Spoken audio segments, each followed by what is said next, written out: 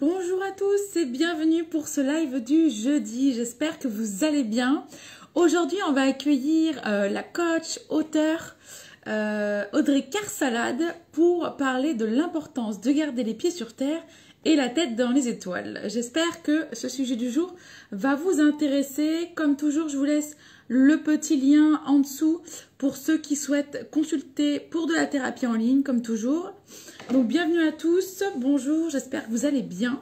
Vous êtes en direct sur psychologue.net. Je suis Charlotte Ferrari et vous le savez, je donne la parole aux psy, coachs, thérapeutes, tous ceux qui sont sur notre portail et bien sûr à d'autres, éventuellement pour leur donner la parole également. C'est toujours intéressant. Aujourd'hui, on va faire donc une table ronde, mais la personne vraiment phare principale, c'est bien sûr Audrey Carsalade. Et donc, on va être aussi accompagné d'Anne-France Huré pour cela, notre psychologue.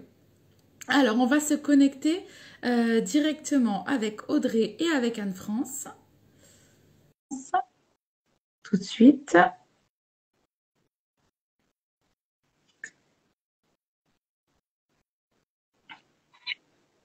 Bonjour Audrey. Bonjour Charlotte, comment vas-tu? Comment vas-tu? Je vais te tutoyer directement, mais on s'est déjà tutoyé plusieurs fois, donc je pense que ça ne nous gênera pas. Bonjour Anne-France, merci. Bonjour.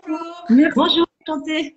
Merci à toutes les deux d'être là. Merci à Audrey d'avoir accepté aussi que Anne-France soit là en tant que psychologue pour nous accompagner et à Anne-France du coup d'avoir accepté de nous écouter et de rebondir sur le sujet qu'on va aborder aujourd'hui.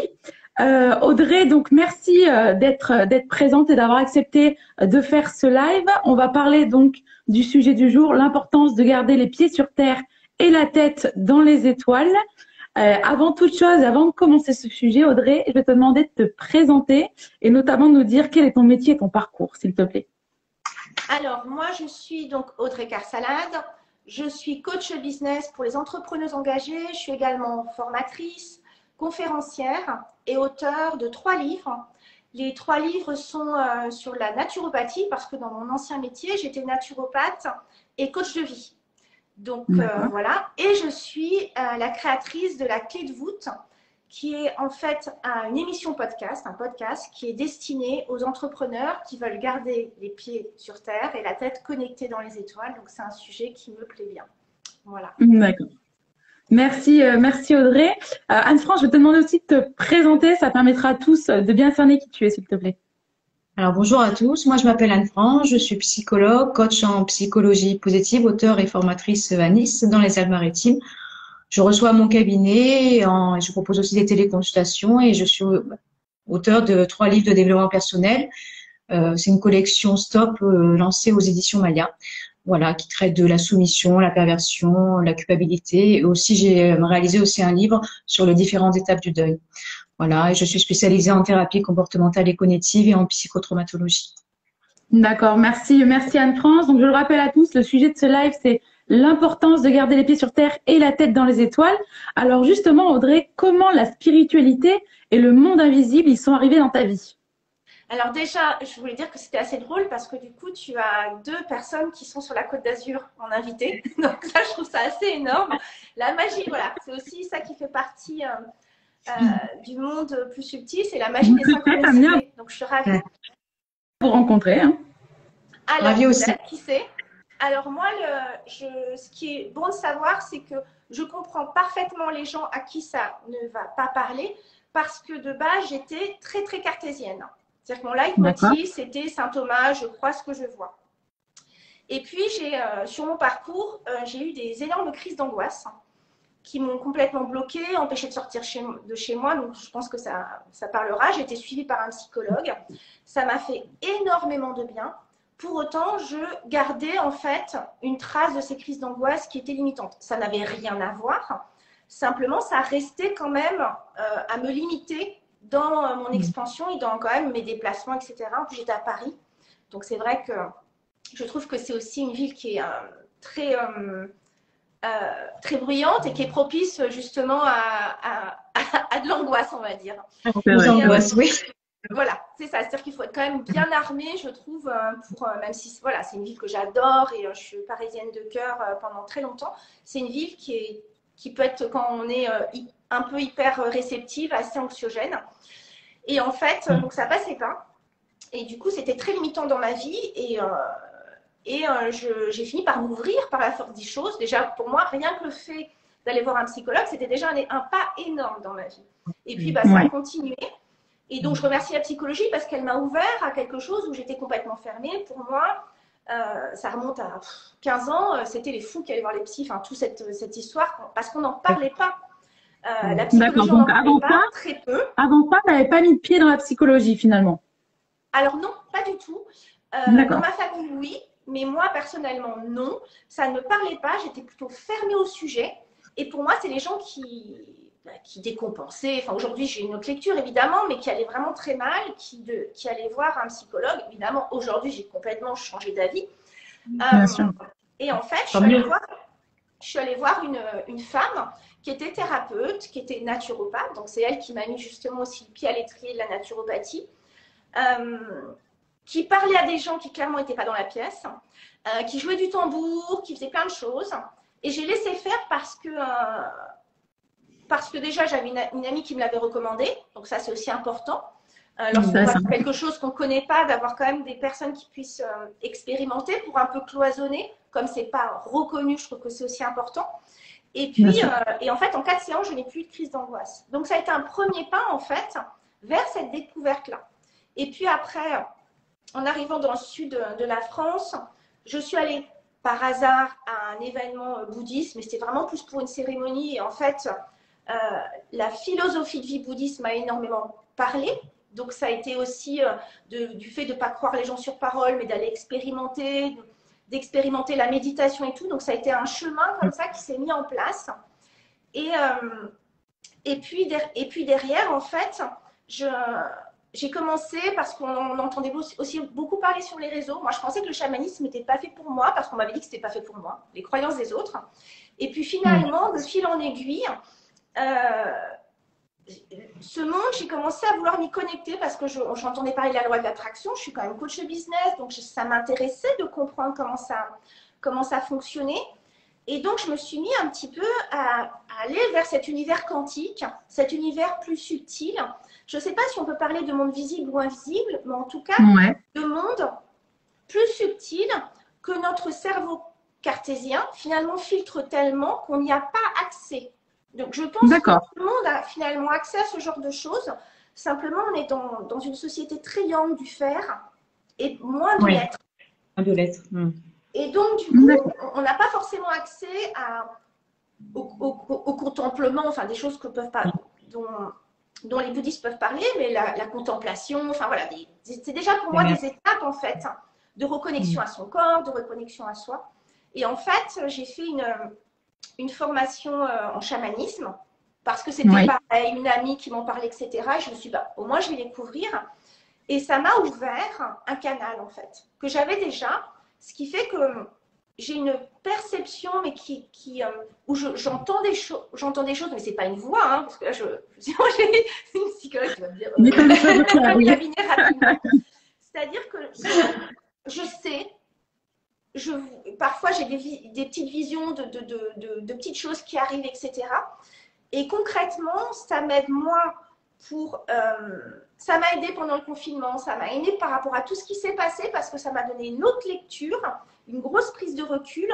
Ça m'aide bien évidemment dans le travail que je fais aujourd'hui de coach parce que ça me permet de faire quelque chose en A360 et qui ne soit pas juste…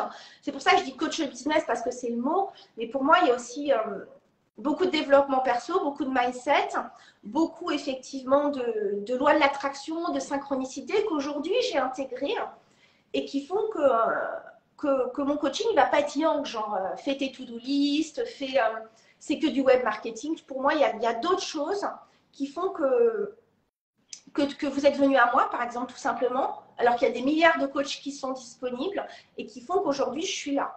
Donc, je crois que c'est important. Voilà. Merci Audrey. Est-ce que justement, tu as un livre à nous recommander? Alors, s'il y a des gens qui s'intéressent un peu à l'univers quantique, il y a tout ce qui est autour de Joe Dispenza, qui je trouve qui est un peu costaud. C'est-à-dire que, comme dirait mon père, c'est touffu. Donc voilà, simplement, effectivement, il explique un petit peu. Et je trouve ça intéressant parce qu'il y a aussi son expérience. C'est quelqu'un qui était, je crois, condamné à être plus ou moins paralysé et qui, par son cerveau et cette connexion, a réussi finalement, je crois, à rétablir à réparer une de ses colonnes. Il y a plein de gens qui témoignent. Et c'est aussi tout le propos de mon podcast, c'était de montrer qu'il y a des gens qui sont très connectés et en même temps qui sont très ancrés. C'est-à-dire que c'est des mamans. Donc moi j'en ai une, j'ai interviewé Gwenaëlle Percio qui est psychologue, que j'aime beaucoup, qui a écrit 2 ouvrages, qui est psychologue très ancrée et en même temps qui amène ça dans ses pratiques parce qu'elle parle du fait que dans ses accompagnements, parfois ça va mieux, mais il manque justement cette joie de vivre, ce pourquoi. Et du coup, ça peut venir aussi en complément. J'ai d'autres personnes qui sont plus connectées, comme Iris Quentin, qui est tarologue, enfin voilà. Et pour autant, elle m'explique, elle, dans son quotidien, les mamans, donc pour ancrer, c'est plutôt pas mal. Et comment, finalement, on peut faire le lien et que les gens qui sont attirés, qui ont parfois je ne sais pas si on peut dire des dons, mais en tout cas des espaces créés, ne sont pas des gens qui sont forcément perchés. Parce que justement, ils ont gardé cette connexion à la vie de tous les jours, à des gens, je veux dire, aller acheter sa baguette, enfin voilà, des choses très concrètes qui les maintiennent ancrés, qui en même temps laissent ce canal possiblement ouvert. D'accord. Alors tu nous dis, c'est pas des gens perchés, mais c'est quand même des gens qui sont quand même ouverts à quelque chose de plus large. C'est la nuance, c'est-à-dire que moi, en tout cas, ce podcast, il est vraiment de cette volonté de parler aux personnes que j'ai pu être, à ces différentes facettes, de cette personne qui était complètement cartésienne. Alors, je ne sais pas si ces gens-là vont... c'est peut-être... ça sera peut-être too much, mais de se dire, voilà, moi, je peux comprendre, comme je peux comprendre à un moment les gens qui ont des pensées très négatives, parce que quand j'ai eu cette année de crise d'angoisse, je peux vous dire que quand vous demandez si vous pouvez sortir ou pas de chez vous, que vous ne pouvez pas partir, que vous ne pouvez pas prendre le métro, qu'il faut compter les stations de métro et qu'on pense à des choses très négatives, je l'entends. Moi, j'ai une force de vie, une force de joie qui fait que ça a été impossible pour moi. Mais par contre, ce mal-être et de se dire je ne veux pas vivre cette vie-là, ça ne sert à rien, je peux l'entendre en fait. Et je pense qu'on parle bien des choses aussi qu'on a pu expérimenter et qu'après on peut extrapoler à d'autres choses. Et puis bien entendu en ayant une formation de psychologue que moi pour le coup j'ai pas. Et j'avais vraiment envie que ça permette aux gens de se dire tiens, j'arrête pas de regarder sur mon Instagram où j'en entends parler, etc. C'est quoi en fait la physique quantique? Les gens qui canalisent, pourquoi ils canalisent pas moi? Est-ce qu'ils sont complètement barrés? Est-ce que c'est des gens qui finalement ont décompensé? Enfin, c'est des questions qu'on peut se poser. Parce que moi, à l'époque, je me serais dit, mais ces gens, en fait, c'est des hippies, ils ont fumé la moquette.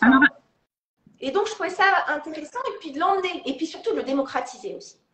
D'accord. Et Anne-France, du coup, toi, qu'est-ce que tu en penses de ton point de vue de psychologue? Comment tu vois le témoignage d'Audrey et son cheminement, finalement, qu'il a fait venir jusque-là?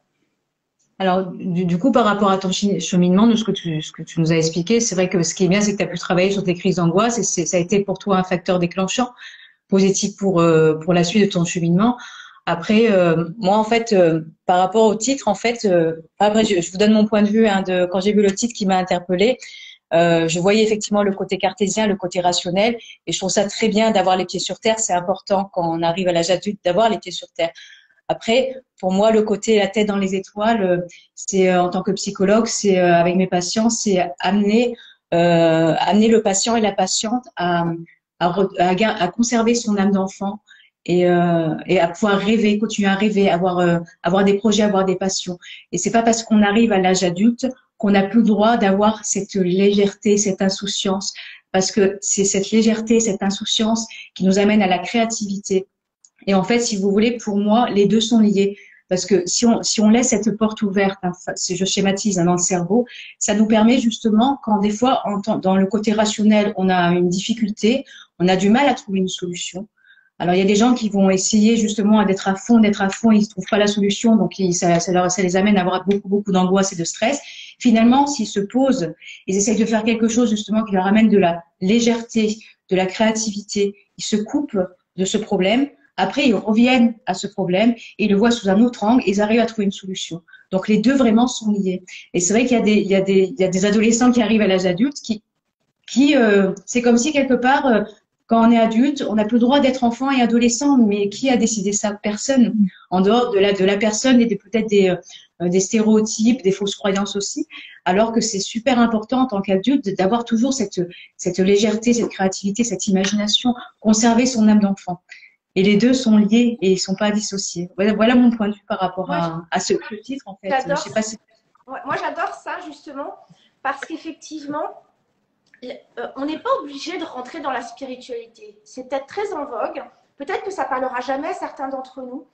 En revanche, le pouvoir de l'émerveillement dont tu parles, que je trouve très intéressant, avant, j'utilisais garder son enfant intérieur. Et puis on m'a dit oui, mais l'enfant intérieur, c'est l'enfant traumatisé et tout. Alors moi, je n'avais pas du tout pensé à ça, parce que pour moi, garder l'enfant intérieur, c'était plutôt garder sa capacité d'émerveillement en business. C'est ultra important pour trouver de la créativité, pour accepter aussi les phases. Parce qu'on a des phases où tout fonctionne, tout le monde est là, youpi, tralala. Oui, c'est ça, oui. Des phases où nous-mêmes, on a moins d'énergie et du coup, on est moins créatif et finalement, peut-être que notre business va moins fonctionner. Et puis, tout simplement dans la vie, notre capacité à aller dans la forêt et pas juste traverser la forêt. Et je trouve que c'est très intéressant de se dire que, alors, et peut-être que ça peut être une des premières étapes, si on a envie après d'aller plus loin dans cette notion plus spirituelle, c'est de se dire, voilà, je rentre et comment je réouvre mon cœur. Donc, il y a des méditations d'ouverture de cœur, il y a plein de choses sur ma capacité d'émerveillement, à entendre des oiseaux, à faire un câlin à un arbre, à tenir la porte à quelqu'un qui va potentiellement, j'espère, me sourire. Et je trouve ça très chouette de parler justement de cet enfant intérieur, parce que le cœur, et Joe Dispenza en parle beaucoup, il fait des méditations autour du cœur, et quelque chose, notre cerveau peut nous tromper, notre cœur, il ne peut pas nous tromper. Donc c'est un bon feeling aussi pour nous amener vers des synchronicités. Et si on parle du champ quantique, c'est justement nous plaçant en énergie vibratoire haute, donc ça veut dire des sentiments de gratitude, de bien-être, de joie, de machin, qu'on attire les synchronicités. Donc ça rebondit complètement avec ce que tu dis sur cette notion de enfant intérieur. Moi je dirais émerveillement, mais peu importe, au fond c'est exactement pareil. Donc tout à vraiment, à mon sens, ça se relie complètement. Alors justement, Audrey, pour rebondir là-dessus, quelle signification elle a cette phrase pour toi? L'importance de garder les pieds sur terre et la tête dans les étoiles. Alors, moi, ce que j'aime bien, c'est de me dire que chacun fait ce qu'il veut.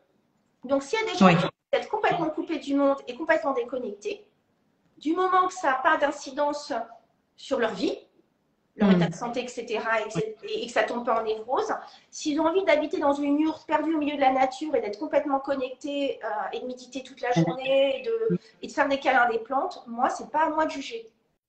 Du moment que la personne elle est heureuse et que ça se passe bien. Sûr. Tout à fait. Pour moi, ce que j'aime beaucoup, c'est que je vois, c'est pour ça que j'ai appelé mon podcast La Clé de voûte, l'être humain comme une connexion justement entre le monde visible et invisible. Le chaman est une connexion entre les deux. Vraiment, c'est une connexion entre ce qu'on voit, ce côté yang de faire, de passer à l'action, on pourrait le dire aussi dans le business, de mettre des choses en place, d'aller créer un programme, et également de garder quelque chose de plus... qui pourrait se retrouver sur l'émerveillement, mais de plus subtil, je mets des actions en place pour créer des masterclass pour vendre par exemple quelque chose, et en même temps, je me mets dans un champ quantique, un champ plus spirituel pour attirer les choses à moi, et attirer les synchronicités, et de toute façon, même d'un point de vue cartésien, si je me mets comme ça, on m'a perdu en fait. Donc énergétiquement, tout est énergie. On est énergie finalement, le champ quantique, si ça vous intéresse, Joe Dispenza en parle très bien, mais il y a plein d'autres choses. Il y a un livre qui est d'ailleurs peut-être plus simple parce que Joe Dispenza, je le partage sur ma page, je pourrais le remettre en story, je crois que c'est... c'est un petit livre très simple qu'une de mes coachées m'avait conseillé. Ça, c'est pas mal. Il était demande et tu recevras. Je crois que c'est un truc comme ça. Et c'est expliqué beaucoup plus simplement sans truc très scientifique. Et c'est peut-être Élaboré. plus abordable. Donc, pour moi, Peut-être. je dirais que la connexion, avoir les pieds sur terre, à mon sens, c'est important parce que je suis maman, parce que je suis également entrepreneuse. Donc, c'est important, effectivement, de gérer, gérer ma fille, tout simplement, d'aller gérer, effectivement, mon business, mon entrepreneuriat, d'avoir une interconnexion avec des gens qui sont ancrés dans la matière et pas que des gens qui sont connectés, hyper connectés. Et de toute façon, même les personnes qui sont très connectées dans mon entourage ont cette connexion on se fait un resto, voilà. Et pour moi, c'est plus ça. L'univers du subtil, il est vraiment, je pense que c'est vraiment quelque chose qu'on ressent, qui est là présent. Ouais, ça, je le dis bien, je suis pas sûre là. J'imagine, il y a des choses qui m'échappent parce que c'est vrai que ce monde-là, à moi, déjà personnellement, peut me parler, mais j'en suis pas, voilà, j'en suis pas à ton niveau, clairement, Audrey. Il y a des gens qui justement sont dans ton cas, qui n'hésitent pas à poser des questions. Moi, je pourrais donner un exemple et qui paraît, honnêtement, je raconterais ça avant à la personne que j'étais, je me dirais, arrête tout. Et je vous promets que ça n'a rien à voir avec ça. Je rassure tout le monde. Pas du tout ça. Et en fait, j'ai un ami qui est parti précipitamment et c'était un ami d'enfance et ça a été très compliqué pour moi. J'ai pas pu être à son enterrement, donc bref, même ça là, ça me touche. Et du coup, je me suis dit, je vais faire une cérémonie pour lui dire au revoir. Donc j'ai fait cette cérémonie au bord de la mer parce qu'effectivement, on a la chance dans le sud d'avoir une qualité de vie exceptionnelle. Ouais. Un peu de pub pour la Côte d'Azur. Voilà. Et tout d'un coup, il se passe moins de choses qu'à Paris, mais on est bien. Et tout d'un coup, il y a demande et tu recevras. Ouais, ça doit être quelque chose comme ça. Ouais. Et tout d'un coup, j'ai ouvert cet espace et je me suis dit, ben voilà, t'es parti précipitamment. Il est mort d'une crise cardiaque, donc voilà, c'est pas quelqu'un qui a pu dire au revoir. Et peut-être que tu as envie de dire quelque chose. Donc j'ouvre ce canal sans attente. Je ne sais pas mon ego qui est en jeu. Je crée cet espace sans savoir si ça allait fonctionner. Je ne sais pas du tout. Et en fait, j'ai commencé à entendre un mot, j'ai vu une photo et il avait envie de transmettre un message à une femme qu'il a beaucoup aimée, dont je n'avais plus de contact depuis 20 ans. Et donc, j'ai envoyé un message à un ami. Il se trouve que je l'ai retrouvé très facilement. Et j'ai fait juste l'intermédiaire entre deux âmes qui s'étaient profondément aimées. Et rien que ça, même là, quand j'en parle, c'est juste magique en fait. Bien sûr, bien sûr. Je te dis voilà, et j'ai fait très attention, je lui ai dit voilà, moi je te dis exactement ce que j'ai entendu. Tout le reste de notre discussion peut être de l'interprétation. Parce qu'il n'y a pas bien de sûr. il n'y a pas de. Donc je te dis juste vraiment ça. Et après, on va en parler, je ne vais pas te lâcher comme ça, etc. Et puis je ne savais pas non plus si elle serait réceptive. La vie est bien faite, effectivement. Justement, elle avait fait une formation d'Iris Quentin des Chroniques du Tarot. Mais cette femme-là, j'en avais pas entendu parler depuis 20 ans. Et je crois que c'est ça qui, moi aussi, participe à mon émerveillement. C'est de ne pas être dans cette attente et de se dire, et je ne peux pas l'expliquer. Tu vis la chose, simplement. Exactement. Et je m'en sers dans mes coachings, mais je ne suis pas là à dire... C'est pas le moment, je sens qu'il y a ça qui arrive et je le dis. D'accord. Alors, du coup, Audrey, tu nous rappelais l'importance de garder les pieds sur terre et la tête dans les étoiles. Quels sont tes conseils justement pour veiller à cela? Alors, pour garder la tête dans les étoiles, vraiment, je vais rebondir sur ce qui a été dit. Je suis très mauvaise en prénom, alors j'espère que tu m'excuseras, mais cette capacité de garder l'enfant intérieur, l'émerveillement, et de le nourrir, et de trouver des choses qui participent à ça. Donc, ça peut être des passions, ça peut être... voilà, tout ce qui peut être de qu'est-ce que j'aime faire, avec qui je me sens bien, quels sont les gens qui me nourrissent, et si je m'ouvrais à d'autres choses en sécurité, je peux aller faire par exemple, moi que je suis allée faire, quand je suis fait ma formation de chamanisme, j'y suis allée parce que c'était des copines, enfin je reste quand même structurée, c'était des copines qu'elles avaient déjà fait une expérience avec elles, qu'elles avaient trouvé top et je me suis dit, allez hop, en avant-gardant, j'y vais. Donc, il y a une partie... Le bouche à oreille est super important, les recommandations sont super importantes dans le je trouve que c'est quand même important. Et au pire, alors un voyage chamanique, bon alors, voilà, dans le sud, il y a une personne qui fait ça. je vis cette expérience, j'aime, j'aime pas, ça me parle pas. C'est un peu comme les gens qui cherchent leur passion. Moi, je trouve ça intéressant de se dire, bah voilà, j'ai pas de passion. Parce que moi, pareil, j'en avais pas à la base. Maintenant, j'en ai trop. Mais au départ, j'en avais pas. Passer d'une extrémité à une autre. C'est ça. Et parce que justement, j'étais plus dans cet émerveillement. Honnêtement, hein, ces crises d'angoisse, elles m'avaient complètement coupé de l'émerveillement, hein, je reconnais. Et je me suis mise sur Facebook et j'ai regardé des copines qui avaient l'air d'être bien dans leur base et ce qu'elles suivaient. Et ça m'a emmenée sur une coach bien-être australienne qui, du coup, c'était le grand truc du LC, machin, etc., qui était très novateur il y a 7-8 ans. Et de là, ça m'a emmenée vers la naturopathie, etc. Mais de prendre un fil et de le tirer. Parce que, au pire, vous allez, par exemple, je ne sais pas, dans une journée, un atelier de naturopathie ou un atelier, vous dites, tiens, ça m'intéresse, je ne sais pas, la phytothérapie ou l'aroma, les huiles essentielles. J'y vais. Mais quand je vais y aller, il y aura d'autres personnes qui vont du coup peut-être aimer le même style de choses que moi. Et elles vont peut-être me parler d'autres choses et elles vont m'emmener quelque part. Et ça, c'est une ouverture à la synchronicité aussi. D'accord. Et donc voilà, et pour garder les pieds sur terre, je pense que effectivement, alors, il y a des méditations d'ancrage, clairement. C'est hyper important, même quand on travaille avec le monde subtil, on est hyper ancré. Si on décolle, on ne revient plus. Hein, et de s'ancrer, moi, c'est le fait d'être mère, voilà, c'est le fait d'être entrepreneuse, c'est le fait d'avoir effectivement des choses qui sont calées dans ma vie aussi, comme mon cours de pilates, voilà, c'est assez ancré. Ton travail, excuse-moi, je te coupe, ton travail, c'est ta passion, ton travail, c'est une passion, ça fait partie. Je pense que ça s'entend d'ailleurs, mais complètement, et du coup, c'est vrai que j'ouvre. Là, j'ai lancé un programme pour les gens qui souhaitent lancer justement leur entreprise. C'est plutôt des gens qui sont dans la naturopathie, le coaching, les choses bien-être. Et je mets ces outils-là. C'est-à-dire que je mets du coaching et des outils coaching concrets pour qu'elles aient leurs offres, leurs clients, que ça les rassure, etc., etc. Et en même temps, je vais travailler sur le mindset, la légitimité, la peur, toutes les choses que moi, j'ai pu traverser et qui ont une part de développement personnel. Et il y a une initiation un petit peu de quantique, quoi. Voilà. Et c'est parce que c'est ce que je découvre, donc au fur et à mesure aussi, mes offres, elles évoluent. Et c'est quand encore une fois, c'est aussi cette capacité d'émerveillement. Moi, quand je suis allée en formation chamanique, je me dis, cool, il y aura mes copines. Ça va être sympa. Ça fait longtemps que je ne me suis pas fait une formation, rien que pour moi. J'y vais et je verrai bien. Au pire, ça ne me plaît pas, ça ne me parle pas.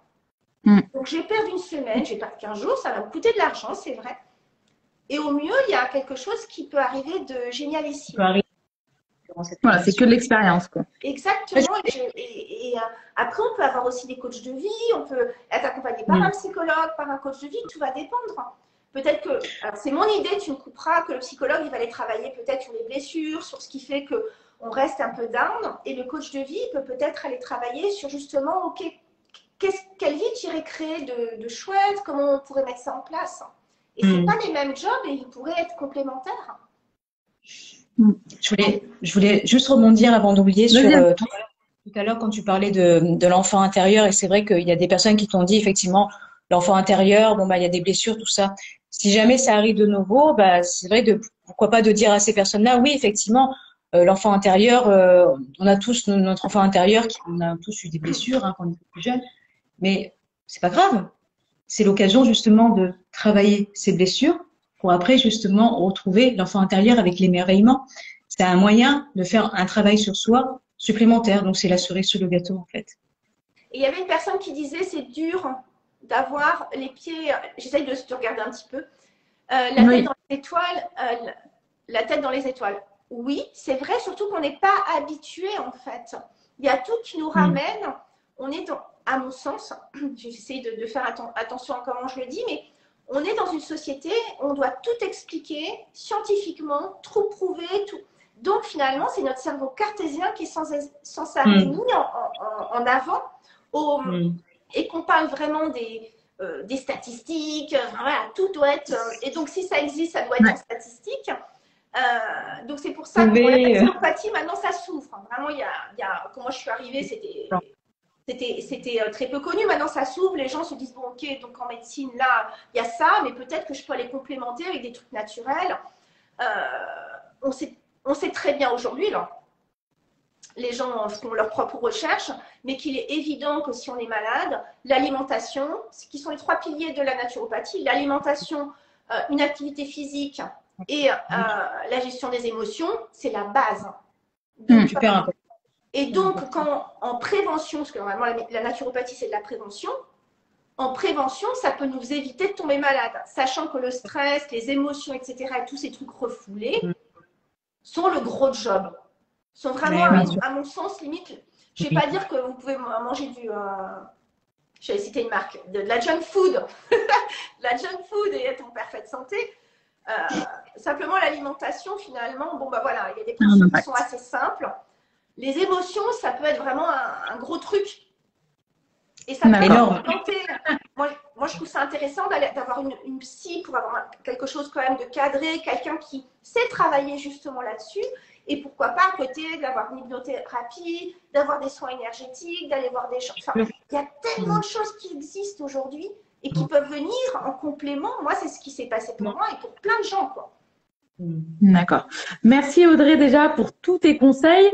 Alors justement, aussi une question qui va intéresser, je pense. Quel est le meilleur conseil que l'on t'a donné, que tu as appris concernant la santé mentale et le bien-être? Et pourquoi? Alors, c'est très vieux. C'est un ami, je m'étais fait cambrioler, donc ça remonte à Paris, mais ce truc-là est resté à vie. Je m'étais fait cambrioler, j'étais très, évidemment, très en colère parce qu'on avait pris des choses qui, la bague de ma grand-mère, enfin, voilà, des choses sentimentales. Et en fait, je travaillais avant je travaillais pour une marque de luxe, et donc on avait des soldes privés, et donc normalement les bagues, les trucs comme ça étaient numérotés. Donc ils étaient censés avoir un tracking. Et en fait, c'était pas vraiment le cas, ou pas encore bien. Maintenant, c'est très, très optimisé. Et en fait, je me suis disputée très fortement avec la directrice des ressources humaines. Parce que j'étais là, il nous dit sans arrêt que c'est fait, puis finalement, moi là, j'en ai besoin, et il n'y a pas. Et j'ai un ami qui était un grand avocat qui m'a dit, j'essaye de comprendre, quel est ton but? Est-ce que ton but est de te faire virer, ou est-ce que ton but est de récupérer un maximum d'argent par rapport à ton cambriolage? Et ça m'a toujours servi, ça me sert encore pour lâcher prise. C'est-à-dire qu'à un moment, parfois, on se trompe de combat. C'est-à-dire qu'on a une personne qui nous a agacé, une personne, je le vois beaucoup, hein, j'accompagne des gens, parfois elles se font un peu voler leurs projets, etc. Donc déjà, ça leur met down, ça leur coupe leur énergie créative. De deux, il y a cette colère. Sauf que d'aller nourrir cette colère, ou je vais pas bien, du coup je vais me mettre à regarder les autres et je vais me mettre à comparer, d'aller nourrir cet espace prive d'un autre espace. Et du coup, je trouve ça intéressant. Moi, ça a été la meilleure leçon, ça m'a arrêté net de me dire, ouais, en fait, là, je suis en train parce que je veux avoir raison. Finalement, tu mettais de l'énergie dans quelque chose qui était finalement pas positif. Ça, de toute façon, on ne l'avait pas. Et je la mettais face, le nez dans le caca, ce qui était tout sauf une bonne idée, en fait, pour être aidée. C'est pas la peine de dire aux gens, regarde, tu t'es planté, je te le montre, jusqu'à temps que tu me dises oui. Et c'est surtout que, en plus, derrière, ça venait sur une blessure, et là, on pourrait remonter d'injustice, de trucs qui sont liés souvent à l'enfance. Parce que si on vient décortiquer, finalement, le fait de comparaison, c'est le manque de confiance en soi. Finalement, l'autre personne, c'est un miroir. Mais ça remonte à des peurs d'enfance, ça remonte à des peurs qui vont bien avant et qui, justement, à un moment, font effet miroir parce que je doute de moi, parce que j'ai l'impression qu'elle réussit et pas moi, du coup, moi, je me sens pas bien.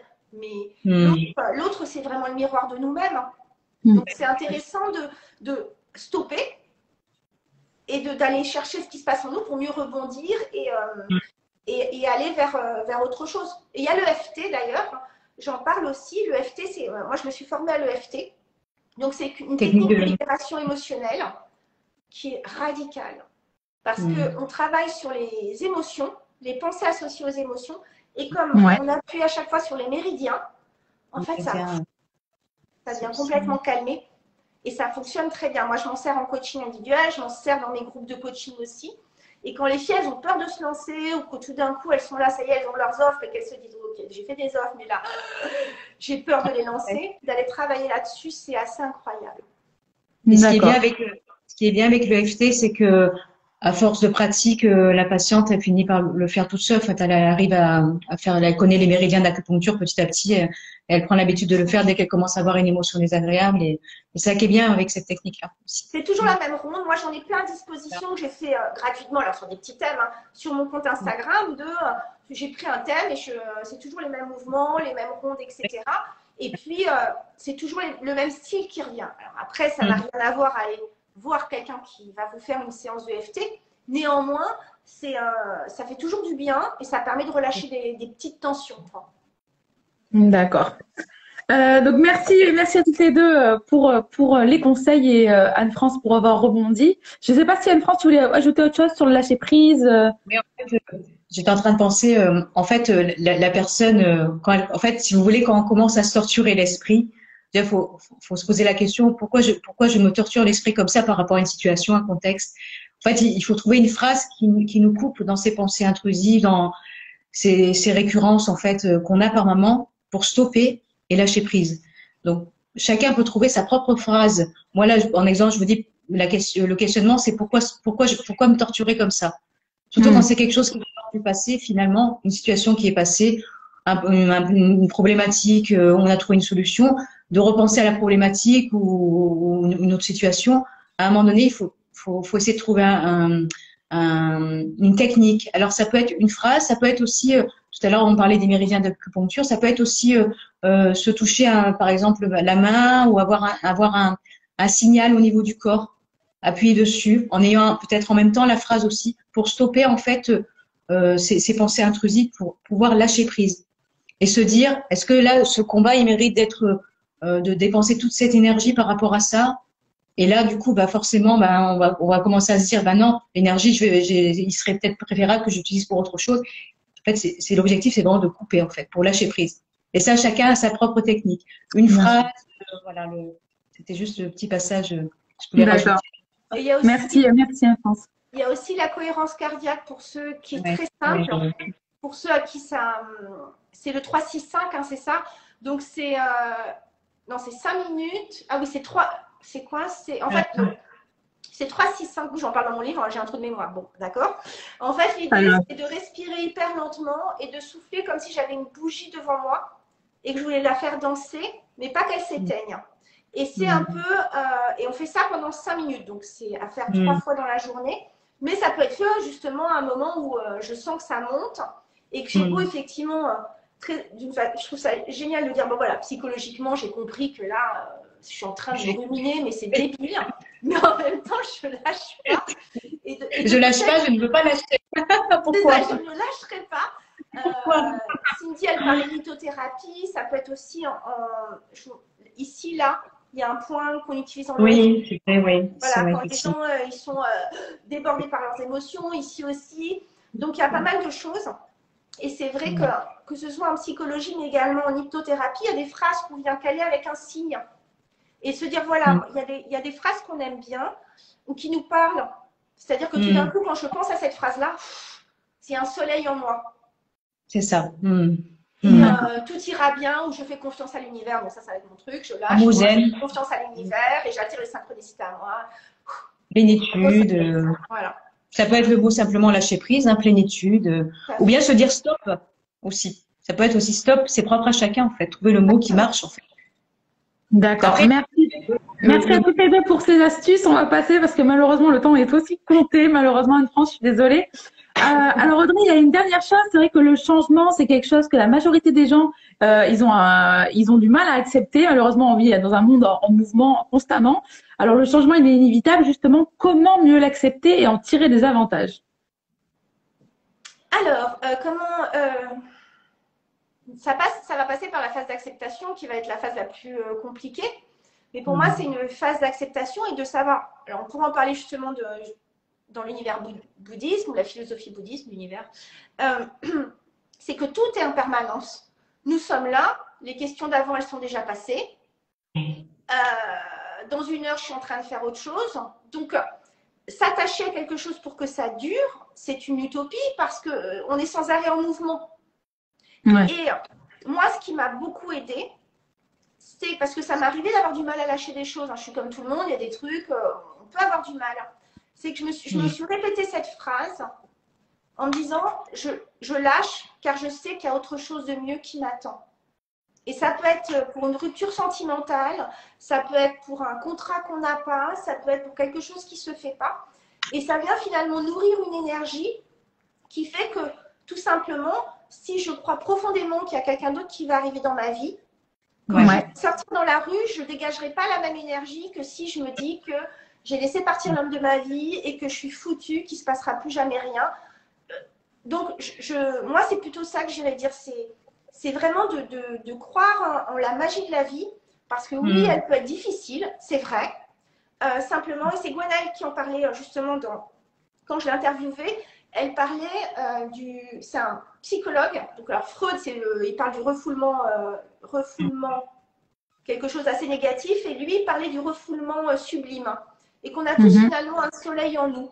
Et que plus on ira travailler sur et ce soleil, il est toujours là. Il peut avoir des nuages, il est toujours là.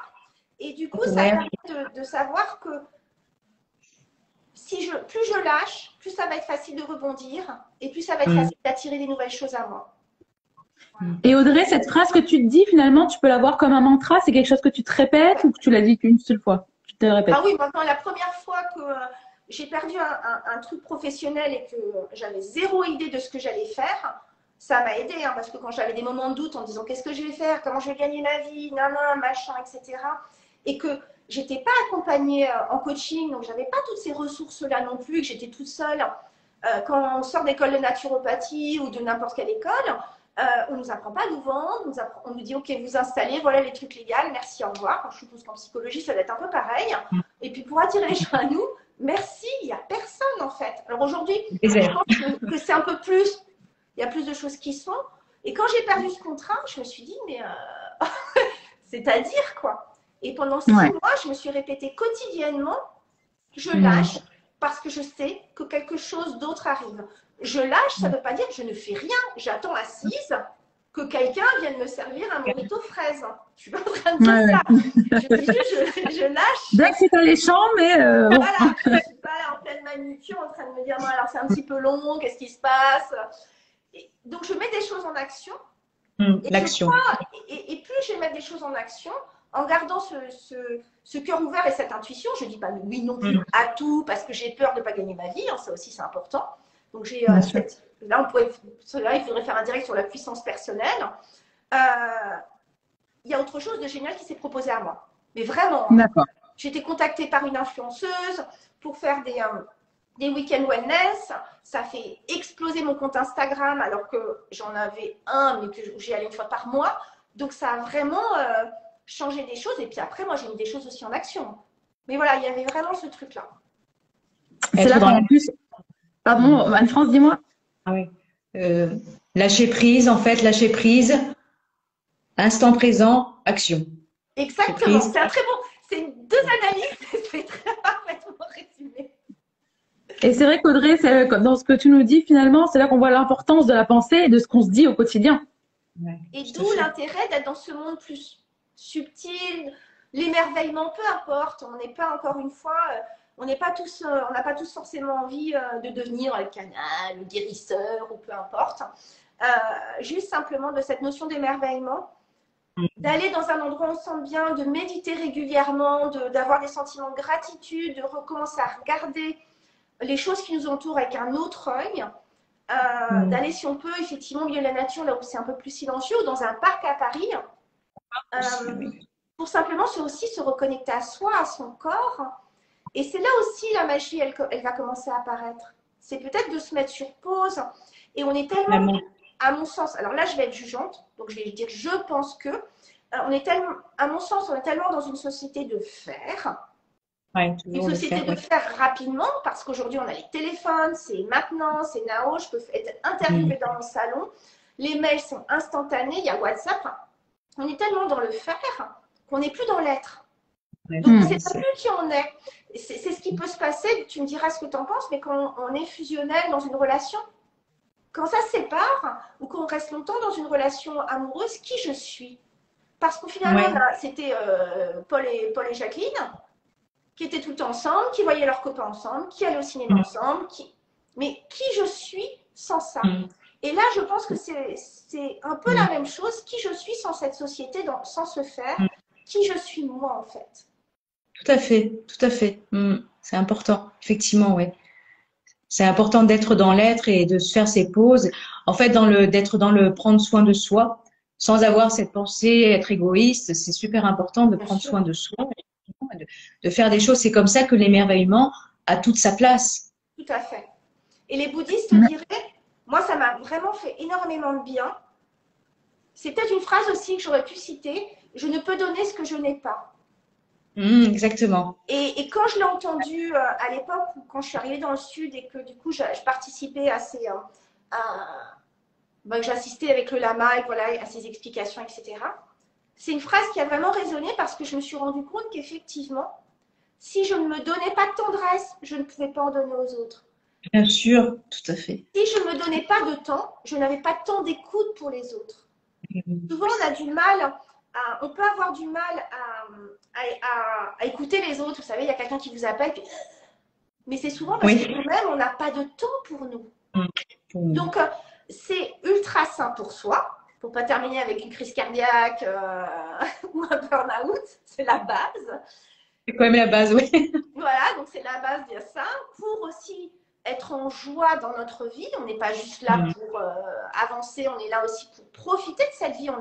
Moi, je vois du coup avec ce truc, ce côté un peu plus spirituel qu'on est une âme qui vient faire une expérience humaine et que donc on est là pour expérimenter autant que ça se passe le mieux possible. Et puis aussi pour donner aux autres. Je ne peux pas donner ce que je n'ai pas. C'est pas. Ce que je n'ai pas. Tout à fait. Tout à fait. Exactement. Merci Audrey, merci Anne-France. Je sais qu'il y a beaucoup de choses à dire. Malheureusement, le temps aussi joue contre nous. Je tenais à rappeler, donc il y a une seconde partie, les questions utilisateurs. Donc il y a déjà des questions qui sont en ligne et je pense qu'on n'aura pas le temps d'en faire beaucoup plus. Donc je vais commencer avec celle de Jess qui nous demandait si elle pouvait avoir vos Instagram. Alors si vous pouvez rappeler l'une et l'autre vos Instagram. Audrey, je te laisse commencer si tu veux. D'accord. Alors moi, c'est très simple, c'est Audrey Carsalade. Donc c'est vraiment le nom, c'est Audrey Carsalade, c'est C-A-R et comme une salade. Voilà. Voilà, il n'y a pas de point, donc c'est Audrey Carsalade. Et Anne-France? Carsalade. Moi, je me complète, du coup, c'est passion multiple, au pluriel. Voilà, merci Jess pour ta question. On a également Charlotte qui demandait des conseils et si vous pouvez parler un peu plus de l'EFT. Alors l'EFT, c'est des techniques de libération émotionnelle. Pour l'expliquer simplement, je dirais que une émotion, c'est quelque chose qui est ressenti dans le corps, la pensée, c'est mental. Et que je peux, par exemple, voilà, j'ai peur de la foule, je suis agoraphobe. Rien que l'idée de penser que je vais aller dans la foule, c'est en train de me faire monter le palpitant à 10 000. Donc, c'est un réflexe de mon système nerveux qui cherche à me protéger. Parce qu'une fois il est dans la foule, il s'est fait un bain de foule et qu'il a failli se faire écraser ou peu importe. Et du coup, il a associé ça au fait que être dans la foule, c'est dangereux. Et du coup, l'EFT va servir à calmer tout le stress de ce système immunitaire autonome qui, qu'on veuille ou pas, qui part au quart de tour. Donc, on va aller taper sur des méridiens qui vont servir effectivement à calmer ces émotions. Et du coup, on va pouvoir aller travailler sur la pensée. Et les deux ensemble vont permettre de remettre un juste équilibre. C'est-à-dire que, oui, mais arrivé ça, donc même si je ressens de la peur à l'idée d'aller dans la foule, je m'aime et je m'accepte telle que je suis. Parce que cette peur fait partie de qui je suis. Je ne vais pas faire comme si elle n'existait pas ou comme si c'était nul. Et puis après, je vais commencer à venir tapoter, dire qu'est-ce que je ressens dans mon corps, ça veut dire quoi pour moi. Et en même temps, c'est normal que je la ressente, donc on va continuer à faire un tour, parce que cette fois-ci, j'ai eu très peur, ou parce qu'à chaque fois que j'allais dans la foule avant, ça me déclenchait des crises d'angoisse à n'en plus finir. Mais aujourd'hui, et on avance comme ça. Et ça permet d'aller redescendre. Redescendre au niveau de l'échelle. Anne-France, tu as quelque chose à rajouter sur l'EFT pour plus aiguiller les personnes ou pas? Bien expliqué. Après, je disais juste, ça permet de redescendre au niveau de l'échelle. On demande après aux patients le chiffre, en fait, entre 1 et 10 ou 1 et 7, ça dépend des personnes. Et petit à petit, l'objectif, c'est de descendre à 0, en fait, ou à 1, au maximum. Mais bon, voilà. Au début, la personne, elle est généralement à 8, voire 9, voire 10. Donc, C'est pour D'accord. ça qu'on continue les rondes, en fait. Tant C'est que, ça. justement, c'est Les pas des rondes, séances. c'est pour faire diminuer, tout à fait.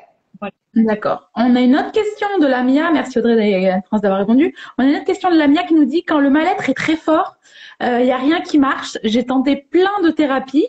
Malheureusement, ça n'a pas marché. Moi, je t'enverrai bien voir Gwenaëlle Percio parce que justement, je sais pas, en tout cas, elle est pareille, elle est sur Instagram. Moi, là, pour le coup, c'est pas mon métier. Donc, Alphonse, je pense, répondra mieux là-dessus. De quelqu'un, si déjà, parfois, c'est pas les bons. C'est pas parce qu'il est psychologue que ça matche forcément. C'est comme pour les coachs, c'est comme pour tout le monde. Parfois, ça matche pas. Et puis, parfois, ça peut être multifacteur. Et Gwenaëlle, elle propose du coup une approche connectée et à voir si ça te parle ou si ça te parle pas. Et puis, de toute façon, si ça te parle pas, elle t'enverra voir quelqu'un d'autre comme toi. Je pense que tu l'en. Enfin, parce que ce profond mal-être, c'est intéressant à mon avis, mais encore là, je vais surtout te laisser la parole parce que c'est pas mon job, c'est d'aller comprendre son origine. Et parfois, son origine, elle est vraiment dans notre tête et sur un plan plus subtil, parfois, je lisais un livre qui s'appelle La chamane blanche et du coup, j'ai partagé à Gwenaëlle parce qu'on se connaît maintenant, qui, évidemment, on l'a lu 500 fois, qui parlait que les maladies très schizophrénie, grosse dépression, etc. C'était deux facteurs. C'était soit l'âme qui avait quitté le corps. Et je trouvais ça intéressant parce que parfois les gens n'ont plus de sens. Je ne te dis pas que, encore une fois, c'est pas ma partie. Hein. C'est complètement. Ouais, on a une petite coupure avec Audrey. Là, ça y est, c'est bon, ça a repris. Donc, encore une fois, c'est pas ma partie. Donc, mais je trouvais ça intéressant d'avoir d'autres visions. Donc, elle disait que parfois, c'était l'âme qui avait quitté le corps, ou parfois, c'était quelque chose qui était venu en plus. Et que c'était des traitements complètement opposés, enfin, en tout cas, des soins complètement opposés. Mais que c'est intéressant sans partir, pareil, dans tous les sens, de s'ouvrir à d'autres choses qui peuvent être complémentaires, toujours canalisées quand même par quelqu'un qui a les pieds bien ancrés.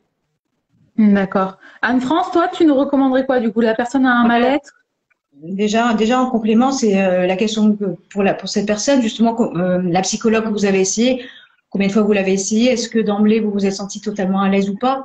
Parce que si d'emblée, vous n'êtes pas senti totalement à l'aise, du coup, si vous n'êtes pas à l'aise, du coup, vous n'êtes pas totalement dans la désinhibition.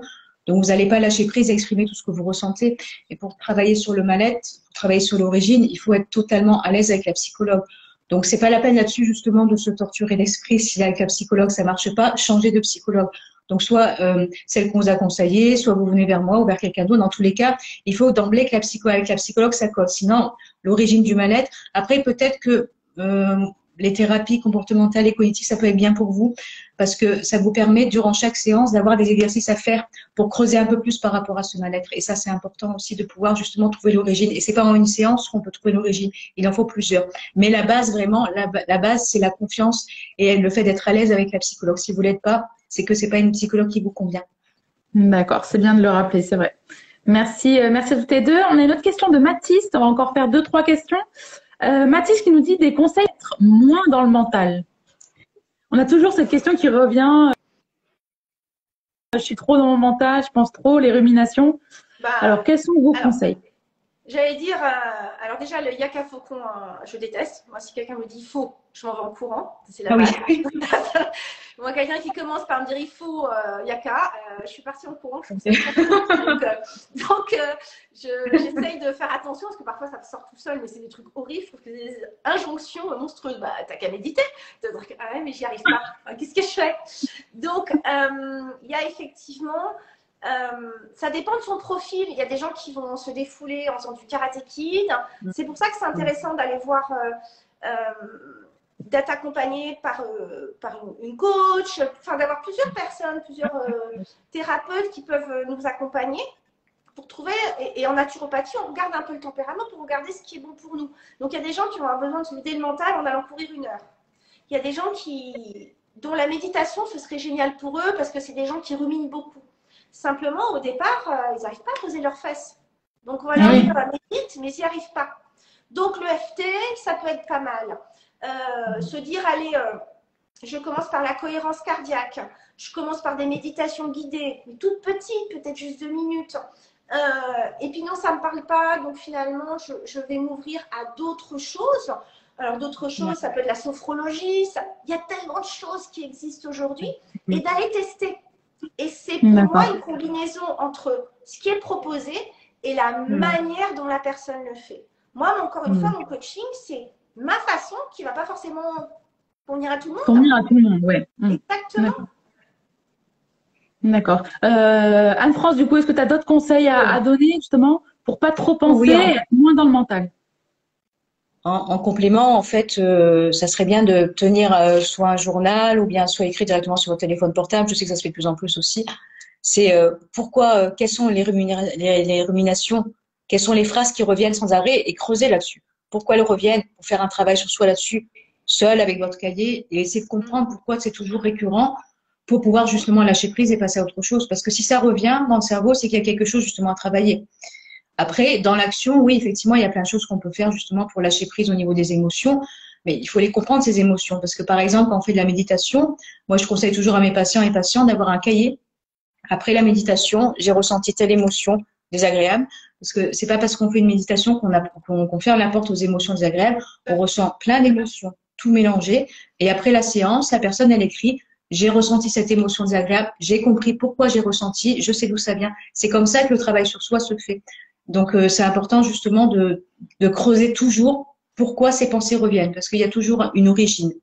Ici, c'est bien d'essayer d'être dans l'action, de danser, de faire du sport, de faire de la zumba, d'aller courir, d'aller voir la mer, d'aller se rapprocher de la nature. Mais il faut toujours essayer, néanmoins, en parallèle, enfin, il faut. Ça serait bien c'est moi aussi, du coup, ça serait bien j'essaye de me corriger tous les jours aussi par rapport à ça. Ça serait bien justement de toujours essayer de creuser sur ces pensées. Si elles reviennent, c'est qu'il y a quelque chose justement à travailler. Moi, j'aurais dit voilà. Du coup, le FT, je trouve que c'est ça, là comme ça, je me dis ça pourrait être pas mal parce que j'avais pas pensé à ce que tu as dit justement, c'est que la méditation, parfois, on peut juste pas y arriver parce que ça, c'est sans arrêt, etc. Donc, du coup, oui, il y a le bonhomme allumette, mais ça peut être déjà, parce que je vois quelqu'un qui parle de bonhomme allumette, il faut déjà comprendre ça, etc. Là, effectivement, le FT, ça peut être pas mal. Parce que du coup, on va aller attraper l'émotion, on va essayer de comprendre ce qui se passe, et ça va permettre de lâcher peut-être un petit peu. En complément, d'avoir justement un cahier où tu fais ton boulot de ton côté perso, etc. Mais là, c'est le FT qui me vient. Voilà. Oui, bien sûr. Et tout à l'heure, il me semble qu'on avait parlé de FT au début, quand tu as répondu. Il me semble qu'on avait parlé de l'FT déjà, tout à l'heure, dans ta réponse. Peut-être. Et du coup, d'avoir aussi en parallèle, le soir, tout à l'heure, tu en parlais aussi au niveau de la gratitude, d'avoir un journal de gratitude. Tous les soirs, écrire, soit avant de vous endormir. Avant de s'endormir, c'est pas mal, parce que du coup, remercier certaines choses. Je remercie telle personne. Je remercie la vie, je remercie la vie d'être en vie, d'être là en bonne santé, d'avoir vécu une journée intensément, d'avoir été dans l'instant présent, dans tous les moments de la journée. En fait, cette gratitude, elle est super importante au quotidien.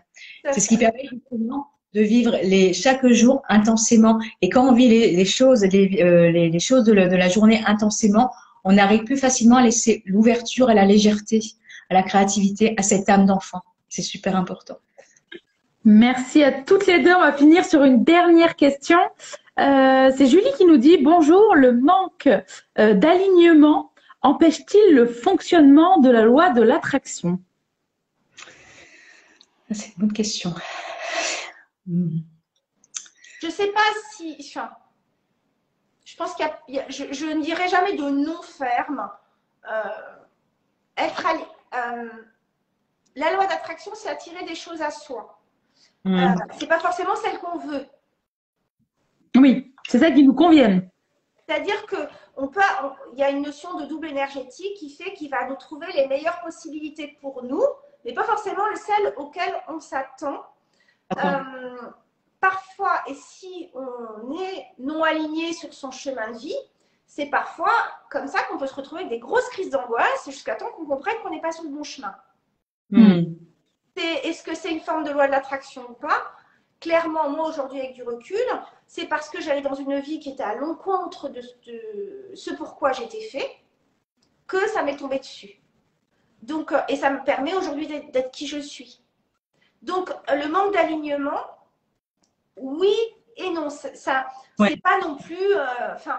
j'aime pas répondre à cette question complètement fermée. Ah bah ouais, c'est pas aligné, c'est mort. Parce que c'est un truc hyper culpabilisant en plus de qu'est-ce que c'est être aligné, comment je suis sûre que je suis alignée, etc. Donc, je dirais que... je dirais ça. Point. Je ne sais pas si c'est une question. Mais...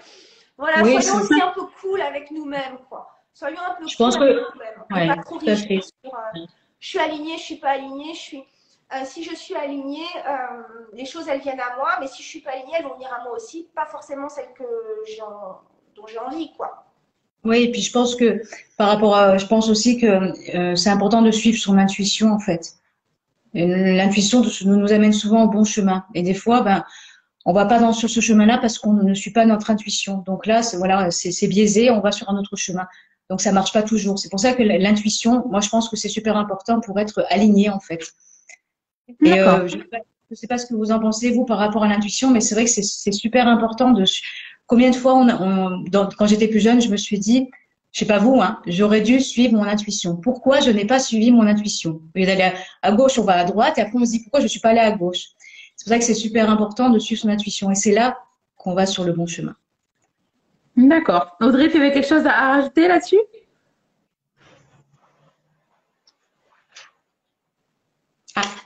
Ah, pardon. Je m'intéresse au human design, qui est encore autre chose, et qui dit que quand on a des centres ouverts, parfois l'intuition, on ne doit pas l'écouter, etc., parce que justement, c'est les projections des autres.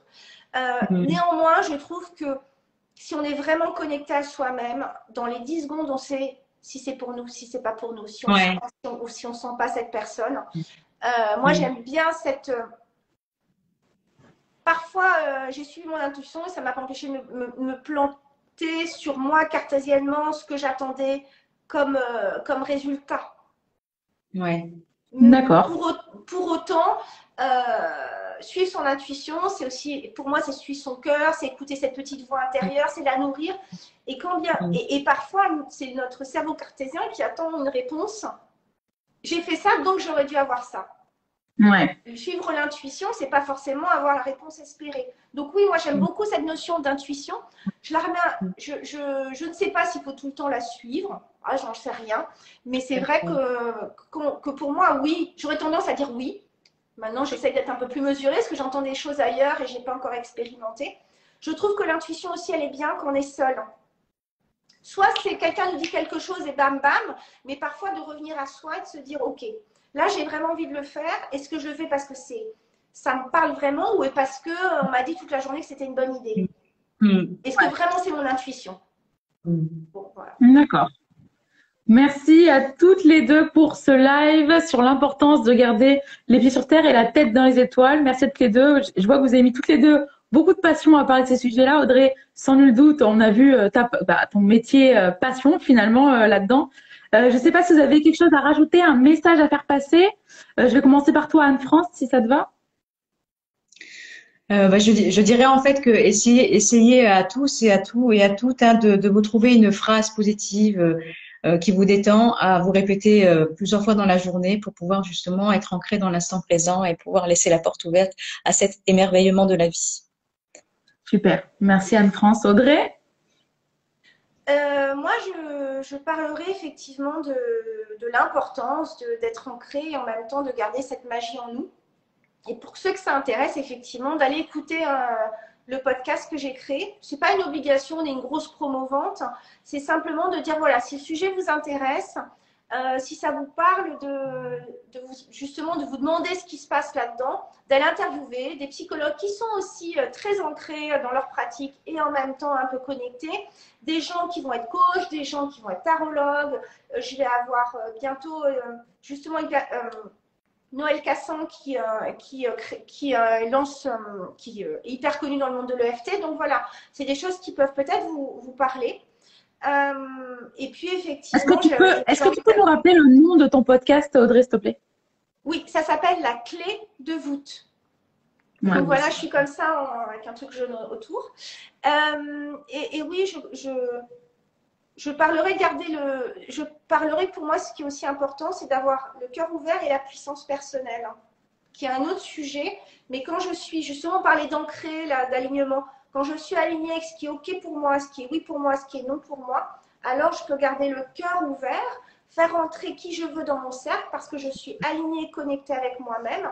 Donc si je sens qu'à un moment, il y a quelqu'un qui essaie de prendre le pouvoir sur moi, et c'est un gros travail en thérapie qui peut être fait en amont. Hein. Bien sûr.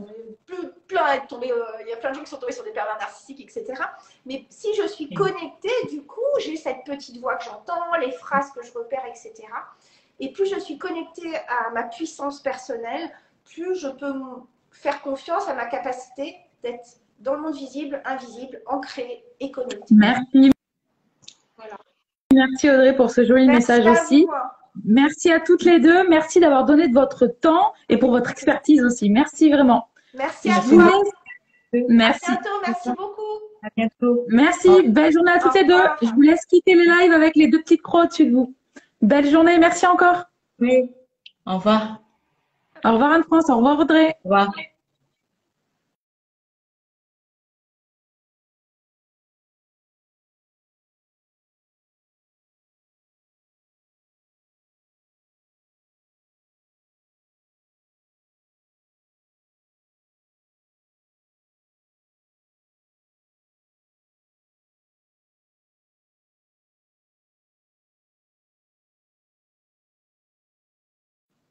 Tout lié et passion multiple pour Anne-France Huré du coup. J'espère que je n'oublie rien. Je suis en train de réfléchir. Bien sûr que le podcast, il sera bientôt disponible. Il faudra peut-être attendre quand même 2-3 semaines avant que le podcast soit disponible. Ah, malheureusement, il n'y a plus de son. Bon, bah c'est réglé comme ça. Je vous souhaite à tous une très belle journée. Merci de nous avoir suivis. Au revoir.